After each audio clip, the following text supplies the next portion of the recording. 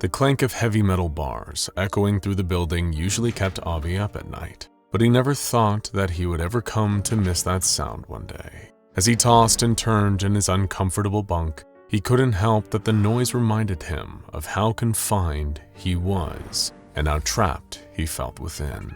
It had been a mistake, an honest and completely unpredictable mistake. On the nights that sleep evaded him, he'd always replay the events over and over again. His daughter Callie calling him out of the blue, her distorted, uncontrollable sobs playing into his ear over the phone.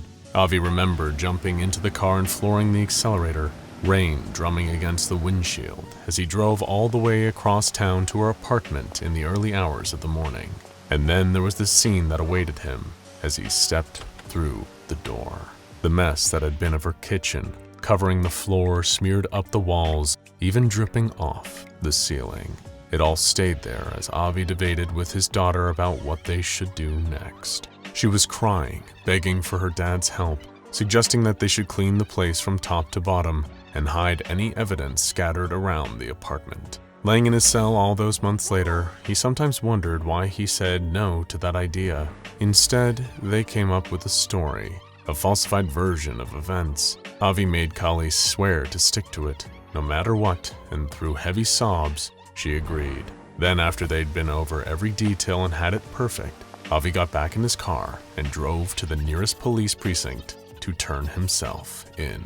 All while taking the fall, pleading guilty in court, and being sentenced to prison. He reminded himself over and over that he was doing it for Callie. No matter what she had done, whatever accidents had happened, she was still his kid, and he would do anything to protect her. But that was part of what made it sting so bad. Not being locked up, but not getting to see her. Despite making request after request, Avi was denied visitation rights. When seeing his daughter and knowing she was alright were the only things that would have made this struggle easier. It was after his 20th request that a guard informed Avi that he was being moved. At first, he assumed move meant to another part of the prison, maybe with more lax security and the right to see Callie. But they didn't mean moved. They meant transferred into the care of an organization Avi came to know as the SCP Foundation. It was different here. The kind of people he was locked up with as a member of D-Class personnel were some of the most heinous criminals on the planet. But there was something else going on. Something weirder. Avi would overhear whispers and rumors from the other D-Classes. They'd talk of experiments conducted by the Foundation, with them as the lab rats. D14164. The researcher greeted him as he was pulled into a side room flanked on all sides by armed Foundation guards. Yours is quite the interesting case. No priors, no criminal affiliations of any kind, hardly any family to testify to your innocence, and yet what you did, now that takes some guts, if you pardon the pun. So it's all true then, Avi replied solemnly. You're here to say you want to experiment on me. I wouldn't call it an experiment, per se. The researcher smiled smugly. Let's use the word expedition. Has a nicer ring to it, don't you think? An expedition to where? He asked. I'm afraid I can't tell you that. Then I won't go, Avi shrugged. Listen closely, D14164. The SCP Foundation has, well, let's say a considerable influence across the globe. What we're asking you to agree to is involvement in possibly one of the most dangerous operations we have ever conducted. Now, as unappealing as that might sound, allow me to sweeten the deal. Should you say yes, agree to take part, and follow our instructions, then you might find that the Foundation's influence may be rather beneficial to you, should you survive. The researcher paused to push a document across the table, close enough for Avi to read. A clean record. That one nasty mistake wiped clean for good. On top of that, an immediate release and a new identity. You'd have a second chance, Mr. Garrett. Both you and your daughter would. And what if I say no? Avi asked bluntly. Well, that's your prerogative, the researcher replied. And we won't be able to detain you after releasing evidence of your innocence, so you'll be free no matter what. Oh, although your daughter will, of course, be remanded into custody given that she is actually guilty. Maybe once we get her moved to D-Class, she might be more willing to cooperate than her dear old dad. Under the table, Avi's hands were shaking with rage. He clenched his fists so furiously that the cuffs felt tighter around his wrists. The hate in his eyes was palpable as he glared at the researcher.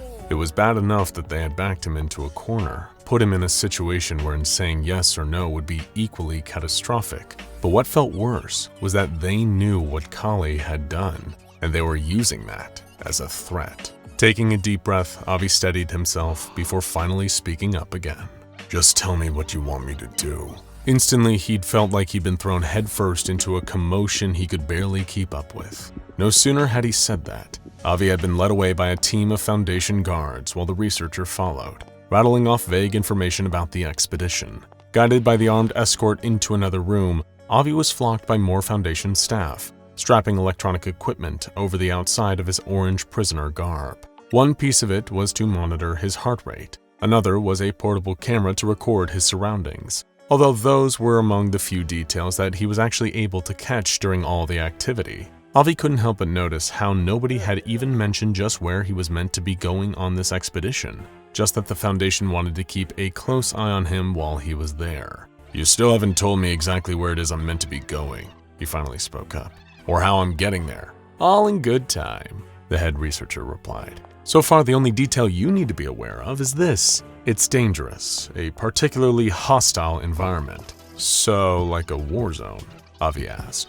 The researchers smiled, but to themselves, as if there was something funny about the question and lack of understanding it conveyed. Avi's attention was quickly turned to another D-Class wearing a similar D-Class uniform to him.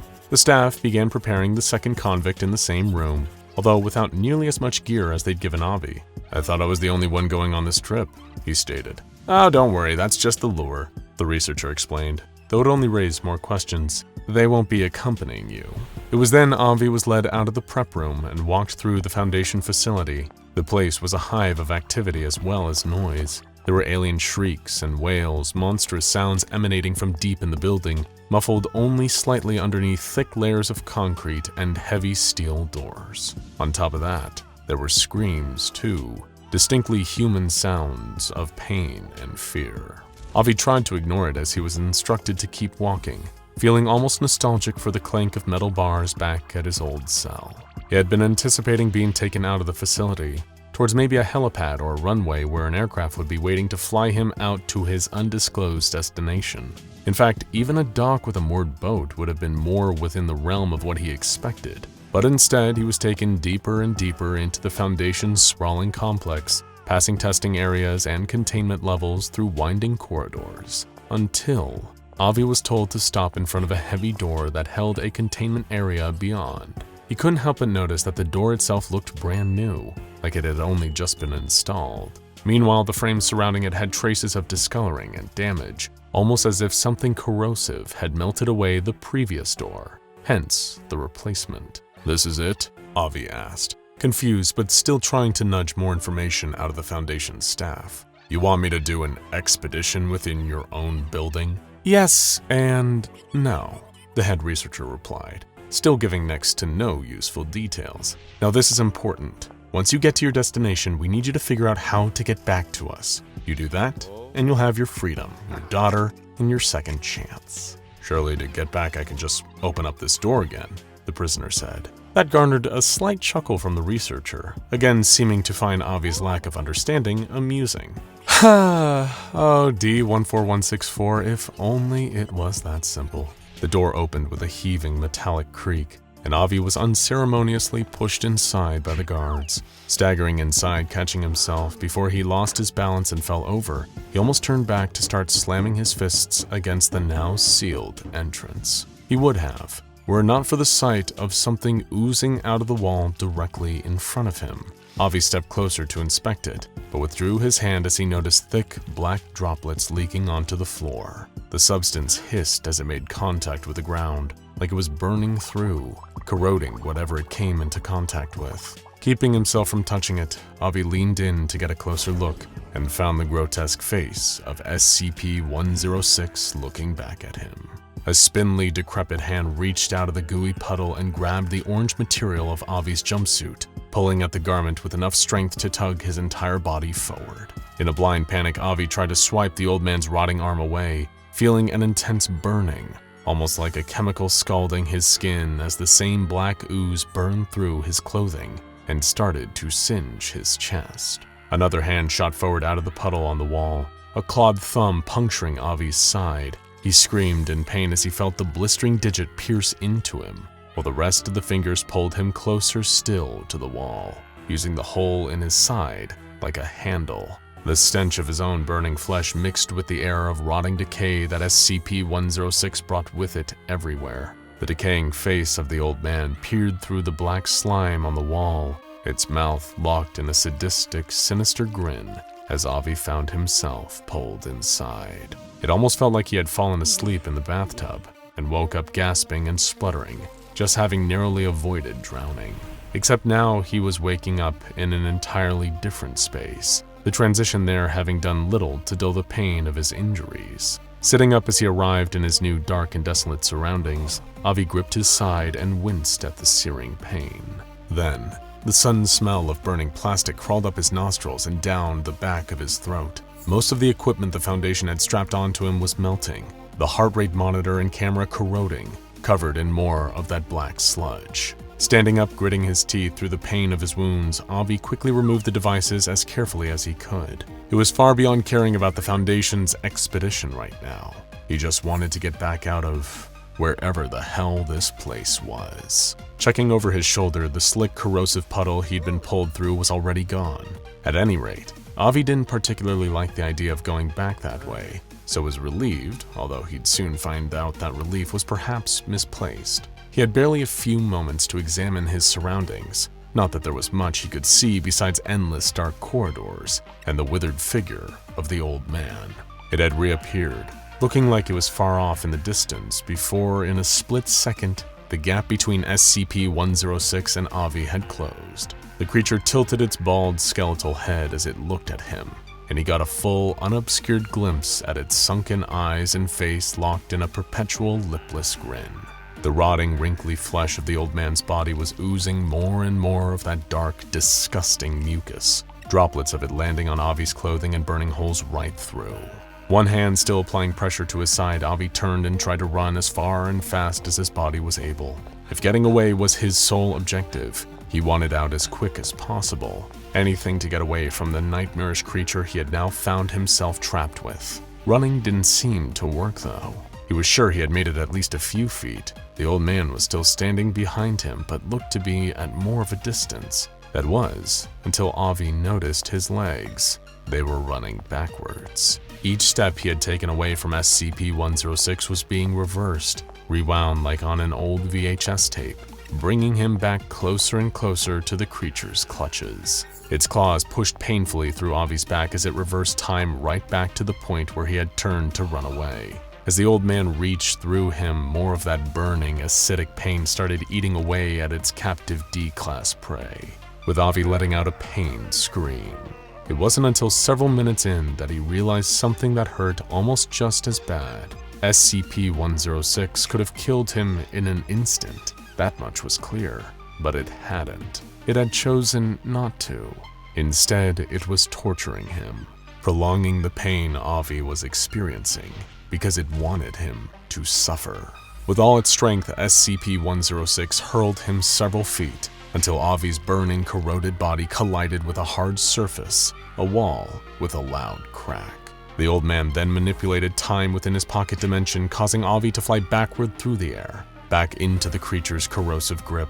It allowed time to keep winding back, undoing all the damage it had done so far. As much as Avi was relieved to be rid of the searing pain he was in, a sick worry deep in the pit of his stomach told him that this wasn't an act of mercy. The old man just wanted to make him suffer all over again. He lost track of how long it went on for, SCP-106 taking sickly and hurting his captive, only to reverse the time within the pocket dimension and do it all again. Each time felt just like the first, made worse by the fact that Avi never had a chance to get used to the pain, to become numb to it. Instead, every moment the torture started was just like the first time. In fact, it technically was. Screaming in agony, Avi had no clue if he had been there for hours, days, months, or even years. Had any time passed at all? How many times had the old man done this to him? only to reverse time and do it all over again, letting the pain begin anew. Every few tries, the old man would release Avi for a moment, but once again, it was never done out of any sense of mercy or kindness. It was so it could hunt him. Still, Avi ran every time as far and fast as he could, searching every corner of that dark, desolate place for some kind of a way out. A portal home, another one of those corrosive black puddles, a big door with exit written on it in big letters. But instead, all he found was SCP-106. Or rather, the old man found him. It was hunting him again. Avi had no idea how many times this made. Panting, he slowed to a halt, trying to catch his breath. Reaching out in the dark, he put a hand against a nearby hard surface, a wall, then felt a crack under his hand. Examining closer, although he could barely see it, Avi could feel with absolute certainty that this wall had been damaged just a little. It was the same one, the exact same wall he had been thrown against. Who knew how long ago? But the point was, it was still cracked from where his body had hit it. Even after the old man had reversed time to hurt Avi over and over again, the damage had stayed. He had no way of knowing if it would work or how long it would take, but it might have been a way out. Desperately, Avi slammed his fist against the wall, feeling pain shooting through his fingers and up into his arm as it collided with the solid surface. Nothing changed. Winding back the other arm, he hit it again. Still nothing. Avi could hear the old man shuffling closer behind him, could sense his hands reaching out closer to torture him again. He let it happen, striking one last blow against the wall before it finally reached him, and the pain began once more, only to be reversed so that SCP-106 could do it again. But now he had a goal.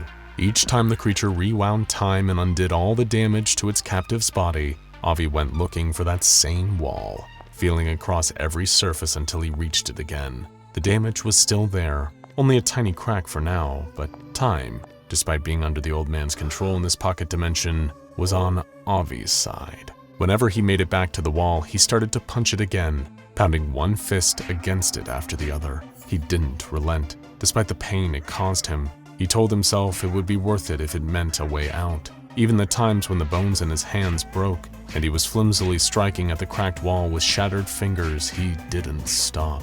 It would be worth it. It had to be. No matter how long it took, he would gradually chip away at the wall more and more. Every time SCP-106 would find Avi, and when it did, it would hurt him. The pain he'd put himself through trying to break down the wall helped numb some of the torture before the old man reset everything again. Then, the hunt began again, and Avi went back to making his gradual dent in the wall. The whole time he remembered he was doing it for Kali, for his freedom, and a fresh start. Until, eventually, it stopped. Avi had no idea how many times he'd struck the wall, but it had been enough to start tunneling through it slightly, both hands bloody and broken again. But this time, the old man didn't appear. It had stopped. Screaming in rage, Avi started throwing himself at the indented wall, trying desperately to chip away more, completely unaware that SCP-106 had left him alone in its pocket dimension. Back in their facility, the Foundation had lost contact with Avi's recording devices over 3 hours ago, at which point they had initiated their recall protocol, injuring the D-Class they had chosen as a lure. Sure enough, the old man had reappeared from his pocket dimension, following the pain screams to come and finish the lure off. There was no sign of Avi, and with a sigh, the head researcher simply noted down, SCP-106 Pocket Dimension Escape Test. Result, test inconclusive. Now go check out SCP-106 Containment Breach and SCP-106 Caused a School Lockdown for stories of a few other situations where unsuspecting victims found themselves being hunted by the old man, and whether or not they too live to talk about it.